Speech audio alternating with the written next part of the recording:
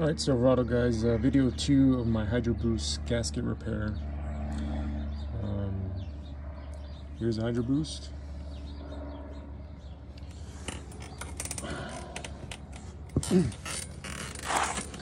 So when you pull it out, this goes in the middle like this, and then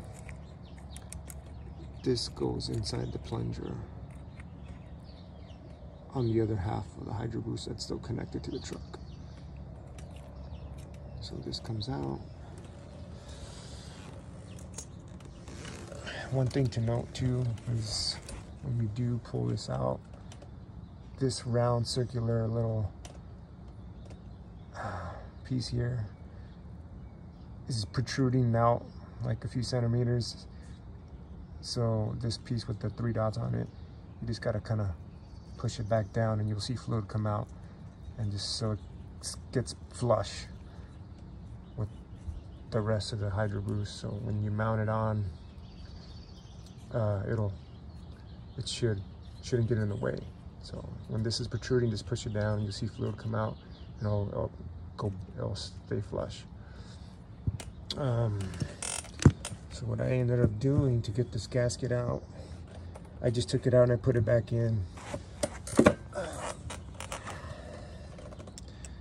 Use a pick tool. And I already got it started here. You just pull it out like that.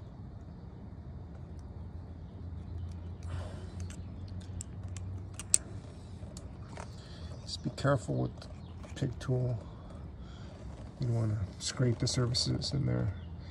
So that's how it goes. So you'll see one side is kind of flat, the other one has a little valley to it, so it goes in like that.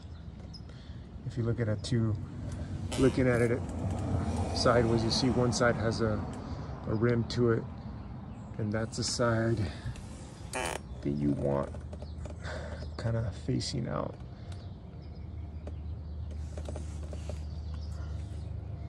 And then you just put it back in there. To get it back in, you kind of want to get one side started. Sticking your finger in there. Obviously you want to clean it out, but when you get one side started, just kind of find the valley and just kind of pushing in, and then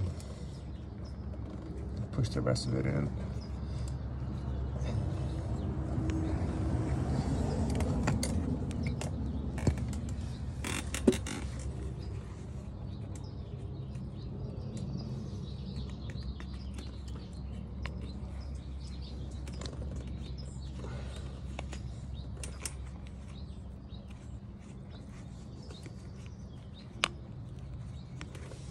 See, there it is, it's back in. So it's not too difficult, even though it may seem it is, it's not too difficult to get back in there. So when you get your new one, you just kind of stuff it in there. You get one side started, put it in the little gap in there, and you just push it in, and then you kind of just follow that around. And then that's it. All right, guys. So this is video 2 of the hydroboost gasket repair. You can see the other, that is the plunger right there. And this is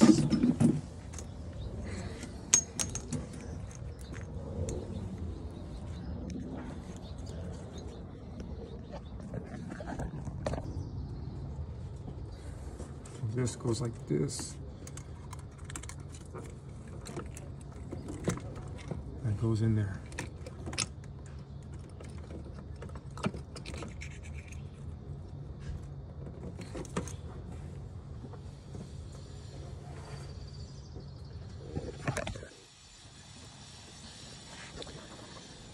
Alright guys, I'm gonna end it here. So the last video will be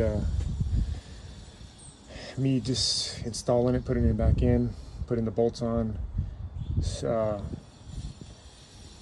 pressure lines, the power steering return line, and then after that I'm going to have to raise the wheels off the ground,